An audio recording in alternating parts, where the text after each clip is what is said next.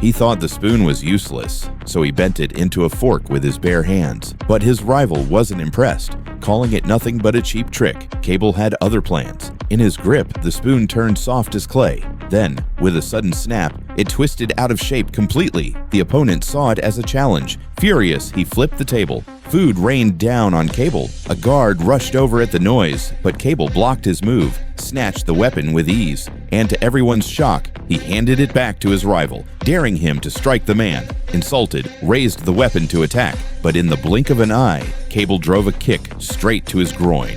A scream filled the room. The man dropped, writhing in pain, but he wasn't done yet. He still had one last trump card. Sumo wrestling confident, Cable agreed to fight. They moved on to the basketball court, locking onto each other at the start. The rival was bigger, stronger, but no matter how he pushed, Cable didn't move an inch. He read his opponent's limits and then struck back, a single slap to the face. The impact shattered his eardrum. Then Cable ripped out a strand of his own hair, twisted it into a thin needle, and drove it into his ear. With a simple twist of his fingers, the hair coiled deep inside. Finally, Cable pulled hard, tearing apart his rival's inner ear. The man staggered, fell to the floor, using the last of his strength. He tried to rise, to fight again, but his body gave way, and above him another cable burst out.